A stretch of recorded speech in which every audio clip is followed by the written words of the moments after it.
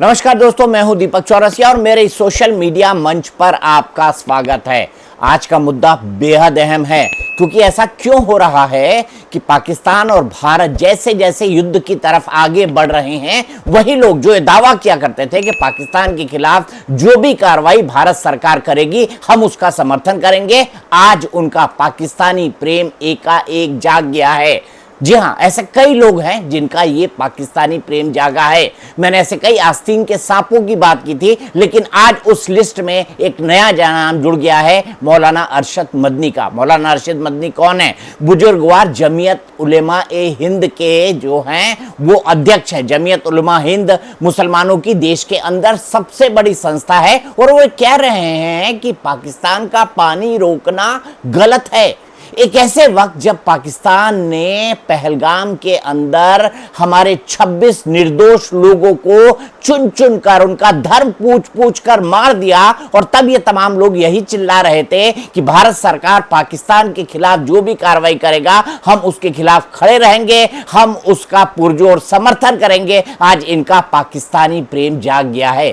कुछ ही दिन लगे हैं इस पाकिस्तानी प्रेम को जागने में, और ये पाकिस्तानी प्रेम इस देश के लिए कितना खतरनाक है ये मुझसे बेहतर आप लोग बहुत अच्छी तरह समझते हैं। हमारे यहाँ पाकिस्तान के इकोसिस्टम को कवर फायर देने वाले कई सारे लोग हैं। आपको पता है डॉक्टर अंबेडकर ने क्या कहा था? डॉक्टर अंबेडकर ने कहा था कि मुसलमान किसी दूसरे मजहब यानी दूसरे धर्म के आदमी के साथ ब्रदरहुड यानी भाईचारा कर ही नहीं सकता। उसका भाईचारा सिर्फ इस्लामिक लोगों के बीच होगा, यानी इस्लाम और इस्लाम, यानी अगर वो मुसलमान है तो वो भाईचारा मुसलमान से कर सकता है, किसी हिंदू से नहीं, किसी यहूदी से नहीं, किसी सिख से नहीं, और न ही किसी ईसाई से। और ऐसी ही बात कमोबेश कहते हुए दिखाई दे रहे हैं मौलाना अरशद मदनी। उन्होंने क्या क्या कहा है मैं आपको ग्राफिक के जरिए बताता हूं, उनके पहले पॉइंटर्स बताता हूं, फिर मैं उनके पूरे बयान को आपको एक्सप्लेन करूंगा।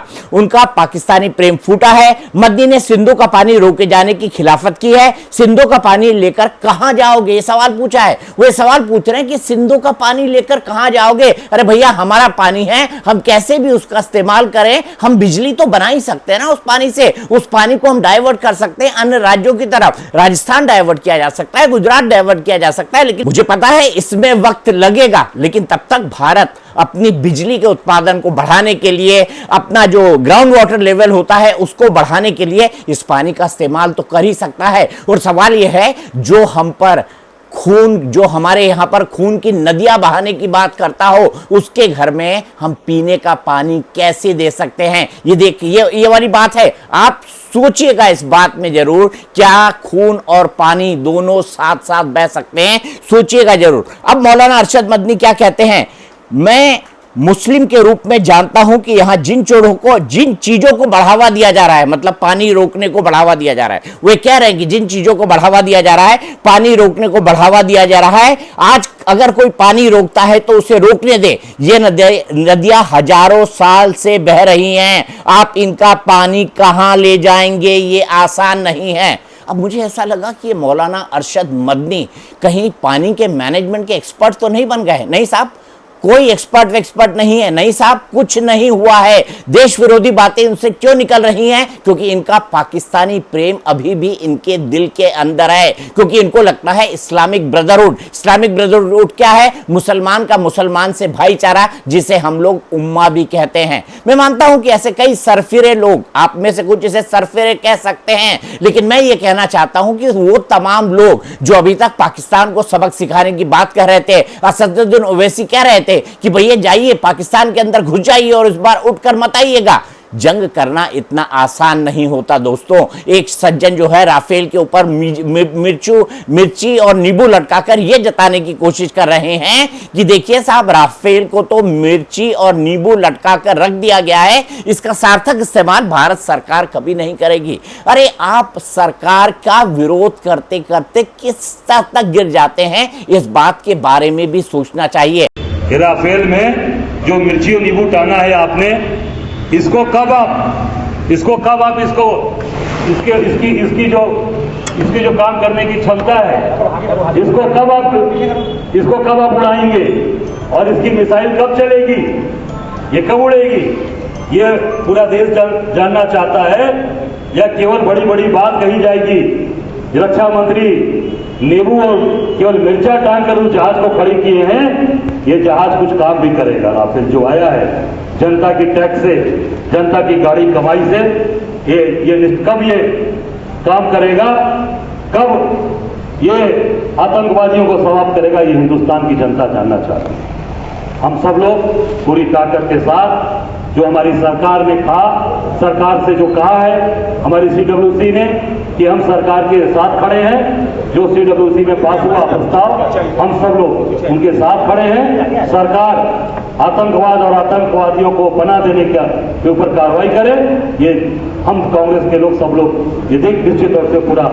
अरशद मदनी के ये जो बयान हैं, ये कोई नए बयान नहीं है, वो इसी तरह के बयान हमेशा से देते रहे हैं। मुझे आश्चर्य तो तब हुआ जब जमीयत उलेमा हिंद ने पाकिस्तान के खिलाफ किसी भी कार्रवाई के समर्थन की बात कही थी। वैसे तो मौलाना महमूद मदनी बार बार ये कहते हैं कि हमारे ही लोग हैं जिन्होंने द्विराष्ट्र सिद्धांत यानी भारत और पाकिस्तान को बनाए जाने का विरोध किया था, लेकिन उसके बदले जमीयत उलेमा हिंद के लोग बहुत कुछ पा चुके हैं। मैं इस जमीयत की तारीफ में दो शब्द और बता दूं कि वही जमीयत है जो मुस्लिम युवक आतंकवाद के केसेस में फंसते हैं, उनको बकायदा कानूनी मदद दी जाती है ताकि वो ऐसे मामलों से लड़ सके। उनके खिलाफ वकीलों की फौज लोअर कोर्ट में उतारी जाती है, हाई कोर्ट के अंदर उतारी जाती है, सुप्रीम कोर्ट के अंदर उतारी जाती है, और हाल में हमने ऐसे कई सारे जजमेंट देखे हैं जिसके खिलाफ जमीयत उलेमा ए हिंद पहुंची है। तो मुझे मौलाना अरशद मदनी के इस बयान पर कोई आश्चर्य नहीं है। मुझे आश्चर्य किस बयान पर था जिसमें वो पाकिस्तान के खिलाफ जो है आतंक का समर्थन कर रहे थे। मैं आपको एग्जैक्टली उनका बाइट भी बता देता हूं कि मौलाना अरशद मदनी ने एग्जैक्टली क्या कहा है, और अब मैं उन्हें कोट कर रहा हूं, मौलाना अरशद मदनी को कोट कर रहा हूं। उन्होंने क्या कहा है? मुझे लगता है कि नियम प्रेम का होना चाहिए, न कि नफरत का। देश में जीवन बिताने वाले एक मुस्लिम के रूप में मैं जानना चाहता हूं कि यहां जिन चीजों को बढ़ावा दिया जा रहा है वो देश के लिए सही नहीं है। अगर कोई पानी रोकता है तो उसे रोकने दे। ये नदियां हजारों साल से बह रही है, आप उसका पानी कहां ले जाएंगे? ये आसान नहीं है। ये कह रहे हैं मदनी साहब कि आप उसका पानी कहां ले जाएंगे? अरे भाई, हमारे घर का पानी है, हम उसके घर का हम उस पानी का कैसे भी इस्तेमाल करें, इसके बारे में बताएंगे ना। हमारे एक्सपर्ट हमें बताएंगे कि इस पानी का इस्तेमाल कहां करना है, क्या इस पानी को डाइवर्ट किया जा सकता है, क्या अन्य राज्यों में इस पानी को पहुंचाया जा सकता है। ये भी बताएंगे कि इसके लिए लॉन्ग टर्म और शॉर्ट टर्म मेजर्स क्या होने चाहिए। लेकिन आउटराइटली अरशद मदनी का ये कह देना कि और ये जताना कि नफरत को बढ़ावा दिया जा रहा है। आप बताइए, जिन 26 बेगुनाहों की पहलगाम के अंदर हत्या की गई, क्या उनका कोई कसूर था? वो तो अपनी सिर्फ छुट्टी मनाने गए थे, लेकिन उनसे उनका धर्म पूछा गया। उनसे पूछा गया कि आप हिंदू हैं, मुसलमान हैं। जब उन्हें मालूम पड़ा कि वो मुसलमान नहीं हैं, तब उन्हें गोली मार दी गई। जो अपने आप को मुसलमान बताकर बचने की कोशिश कर रहा था, उससे कलमा पढ़वाया गया। अरशद मदनी साहब को ये तमाम बातें ध्यान नहीं आई। जो लोग कहते हैं ना आतंकवाद का कोई मजहब नहीं होता, मैं सिर्फ उनसे ये कहना चाहता हूं, फिर हर आतंकवादी मुसलमान ही क्यों होता है? फिर हर आतंकवादी मुसलमान ही क्यों होता है? आप देखिए ना अरशद मदनी साहब, आप बताइए, लश्कर तैयबा, इसके खिलाफ आपने कोई फतवा जारी किया क्या? सीधे प्रॉफेट मोहम्मद के नाम का बेजा इस्तेमाल इसके अंदर किया गया। लश्कर तैयबा में किया गया ना, हिजबुल मुजाहिदीन के अंदर किया गया, और किस किस के अंदर किया गया? आपने नाम हरकतुल अंसार का भी सुना होगा, आपने ISIS Islamic state of Iraq and Syria का भी नाम सुना होगा, आपने इस्लामिक स्टेट यानी आईसिस का भी आईएस का भी नाम सुना होगा, आपने बोको हरम का भी नाम सुना होगा, आपने जैश ए मोहम्मद का भी नाम सुना होगा। ये कौन से नाम हैं? ये किसके खिलाफ जिहाद की बातें करते हैं? और जब ऐसे जिहाद को प्रश्रय देने वाले देश पाकिस्तान के खिलाफ हम बिना कहे, बिना कुछ कारण के पे हम पे हमला किया गया, हमारी एकता और अखंडता को नुकसान पहुंचाने की कोशिश की गई, क्या भारत को उसका जवाब देने का भी हक नहीं है? और क्या अरशद मदनी जैसे लोग भारत के इस लेजिटिमेट जवाब पर भी सवाल उठाएंगे?